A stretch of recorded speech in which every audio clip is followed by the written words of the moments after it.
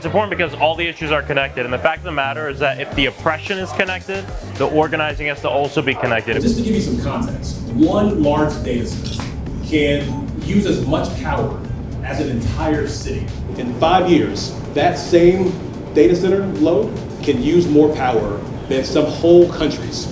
At the 2025 Congressional Black Caucus Annual Legislative Conference, Dream.org kicked off the Power in the Problem campaign and brought together advocates, nonprofits, legislators, students, and community leaders to talk about how connected our problems are and how connected our power can be.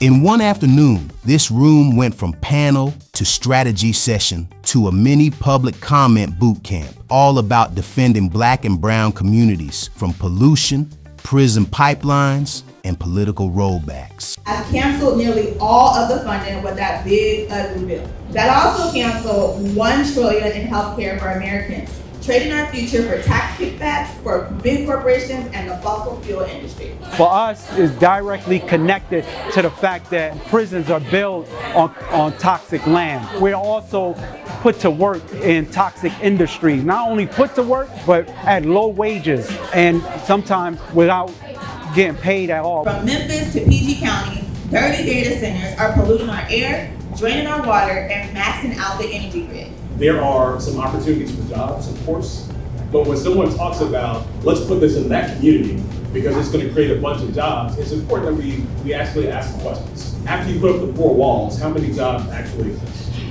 Today at CBC, we launched the Power in the Problem campaign, which is where we have that narrative change. And so with this launch, we are now going to be headed on a HBCU homecoming tour. So our first stop is going to be North Carolina A&T. Secondly, we're going to be in the nation's capital at Howard University. I am most looking forward to being able to connect with students and local community members. And sometimes it's not about the opportunity that's available right now, but it's the connection that you make in that moment that's going to make that impact on your life and the trajectory of your career later on. So the question in this room wasn't just what's happening, it was what do we do about it before it's too late.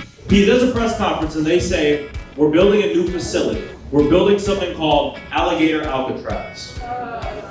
And we're building this internment camp, essentially, not just anywhere, but in the middle of the Florida Everglades. Part of what makes our state such a beautiful place and part of the reason why I'm not leaving. Authoritarianism shows us how the opposition doesn't care about these divided lines of issues. That they will go to our communities, terrorize immigrant communities, kidnap them, and put them in an internment camp that is built on top of the Everglades. Some of us served as witnesses in the case. We filed a declaration in the case. And then we got that decision where the judge said, you have to shut it down. To this day, right now, that facility does not have people in it. Why? Because the environmental justice organizations, because the criminal justice reform organizations, because brave politicians, because brave organizers, advocates came together and said, we're gonna shut it down. That's the playbook. Connected oppression, connected organizing, and in this room, people weren't just talking about it, they were actually training on how to do it. What I hope that I'll walk away with, but most importantly, the people who attended, is the power of your voice.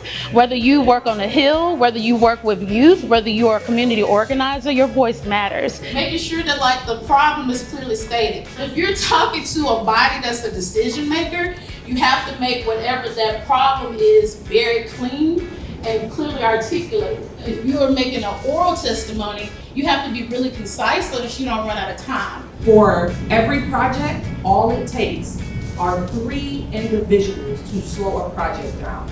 If it's 3 people that are like, I do not want this in my backyard, I am going to advocate for this, and I am going to make sure that people know that this is something that we don't want, that slows a project down by up to 35 days. Super plain, we have the power.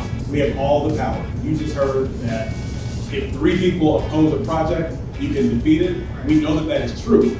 They already allow industry to pollute over the legal limit, and therefore we need federal guidance, federal oversight, so that our community and our state doesn't continue to get to inflict this environmental racism on us. For so long, we have looked at reentry as second chance, low-wage jobs for formerly incarcerated people. So at this time, in this very moment, is the time for us to begin. We definitely want to make sure that we tie re-entry into green jobs. That's really important to us right now in this time, for us to reimagine what re-entry looks like. This industry can feel really isolating, but we're moving toward the same goals. This is all one community. We're all interconnected. Don't forget your own agency, and don't forget that you have power even when it feels really hopeless. We need stronger rules and stronger protections. We got a lot of work to do. There's so much at stake.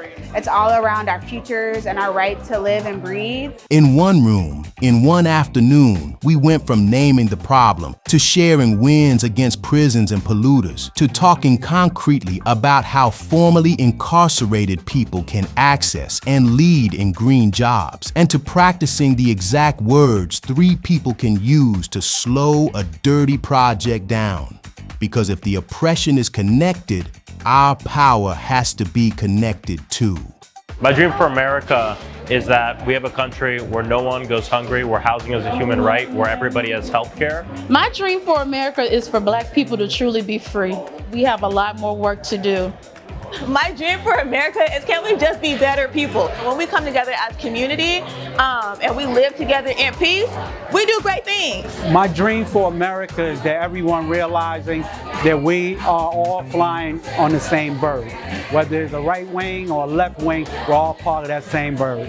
We are going to make sure that we are living in a breathable world. We are living in a world where there is equity, and we're living in a world where we are included no matter what our race, ethnicity, religion, social background is. Building off the success of Power in the Problem, Dream.org is launching the first Green Reentry Incubator, an 8-week program in Charlotte, North Carolina that equips justice-impacted individuals with the skills, mentorship, and community support to access good-paying green jobs.